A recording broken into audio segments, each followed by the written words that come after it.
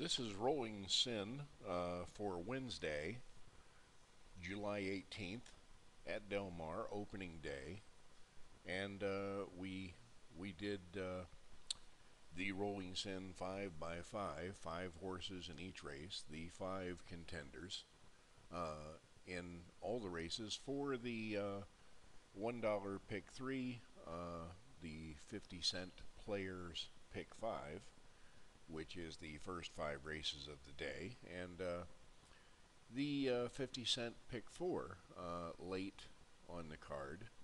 I believe that goes from the 7th through the 10th on a 10-race card, which this is a 10-race card. And we've got the results here, and it was a fine day, and once again, showing that the long-standing percentages of horse racing come through once again on a daily basis. It's just a matter of betting enough horses, really, and we're betting 5 in each race to make sure that we have maximum opportunity to win the serial win wagers that are involved here on the card. And it is showing to be a method that is pretty much unstoppable, as we have done it at various tracks now. I think Del Mar is, let me see, 1, 2, 3, 4, the fourth, fifth track. We've done this lately, and we'll continue at Del Mar. And Saratoga starts tomorrow. Today is Thursday. So we've got opening day at Saratoga tomorrow on the 20th of July, and we are looking for Rolling-Syn shareholders in that particular syndicate. And this might supply a little motivation, hopefully. Our results from Del Mar from yesterday. And the normal percentages that come in for us, as I said before, we've got a morning line third choice winning the first, second choice winning the second, and we've got a fourth choice checking in right on time, an outsider from the morning line top 3, number 6, one of our Ability X ratings picks, who is the Ability X ratings key horse for the race. 8-1 morning line, and that one wins the third race, and that's right on our percentages. 67% of the 3 races for the top 3 morning line, and number 6 is one of the other 33%. And another thing with the 5x5 of Rolling-Syn, 5 horses in each race, we are legitimately getting 95% coverage on that with the 5 horses. So we move on to the 4th race, and we have a morning line third choice winning again in the 4th with a very good payoff of $17. So that falls right in our expected percentages. And then we've got another 4th choice, an Ability X ratings horse, or an Ability X ratings pick for the 5th race, and that ends the players pick 5 at the 50-cent level, which pays $4,027. A nice profit for the players. And number 8 is a first-time starter, and the high-rated first-time starter over 200 with Ability X ratings, and that horse is usually about 50%. I think lately we have been doing a little better, perhaps, but generally speaking, 50% on that particular first-time starter when Ability X ratings are involved. And then we've got the 6th race with another 3rd morning line choice. So there's another 1, 2, 3 races that fall right in. 67% the top 3 morning line, and the 33% outsider higher odds horse whatever you would like to call it. The darker horse, at least, checks in on one race of the three, the other 33%. In the seventh, we have a second choice winning, and that one is right in there on the percentages. We have a favorite winning the eighth in number 5, and then we have a third choice again. Good day for the third choice overall. Several of those winning. And number 5 wins the ninth, paying $14. And also the lowest of the 50s with Ability X ratings. And so that's no big surprise. And in the 10th, we have a little bit of a surprise with another first-time starter checking in. But this one is the 5th pick, and again, right there on the percentages. And number 10 is one of 2 first-time starters that we put in.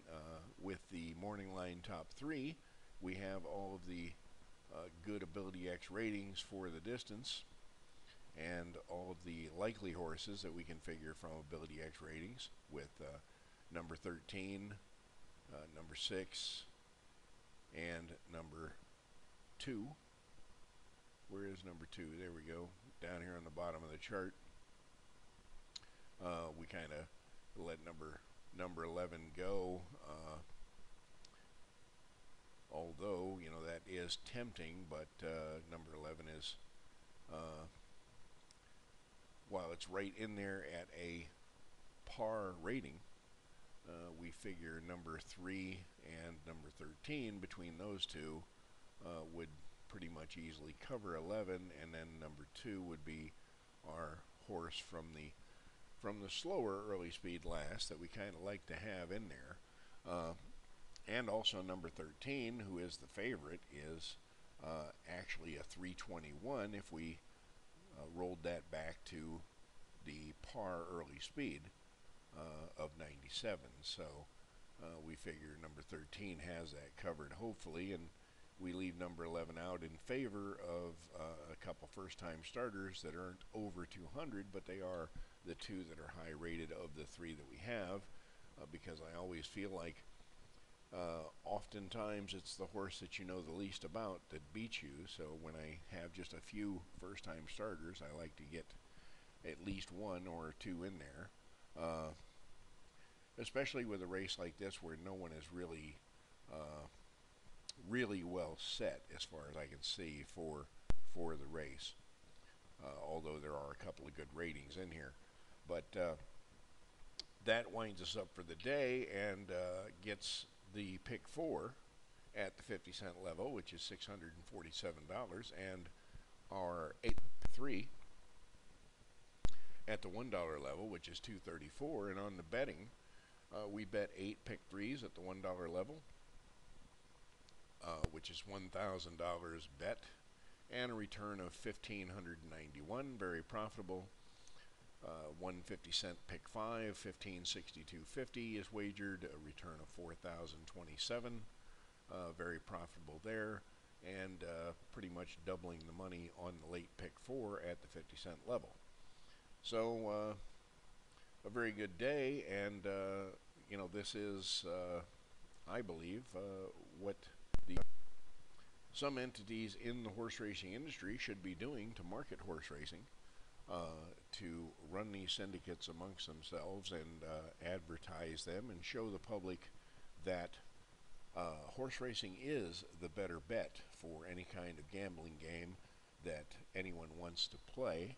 And the secret to it is to bet more horses so that you can have a high percentage of winning, and that is better for horse racing. It's just plain good for horse racing. And I believe that the horsemen's groups, in particular, Horsemen's Association and horsemen themselves, should start doing this, pick this up as a way of marketing horse racing, and demonstrating that you can win with horse racing, and you can win by playing horses, and it may be the best way to win, and it may be the only way to really win a gambling game more often than not. So, and it's good for everyone involved, good for the industry. Circulates the money, and it circulates money back to the players that are playing is the main thing. But it grows the sport and makes everything better. And I believe that the problem we're looking at with horse racing now is that everything is on the decline as everybody withdraws, and that's not the way to solve the problems of the industry. The way to solve the problems of the industry is to put something in. And Rolling-Syn is a great way to put into the sport. And I believe the people involved in the industry themselves, in particular horsemen, should grow the sport this way with a positive demonstration to the public on how to win and the fact that you can win frequently and often, and that horse racing is the best bet in town. So check out the websites, athomehorseplayer.com, abilityxratings.info, Rolling-Syn, look for it, seek it out, do those Google searches, and it's right there on the top page, and the top of the first page. But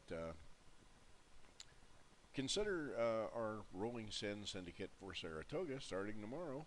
We've still got some shares open for that, and we might just be able to roll all the way through the meeting. That's what we're going to try to do, and that's what we always try to do with Rolling-Syn.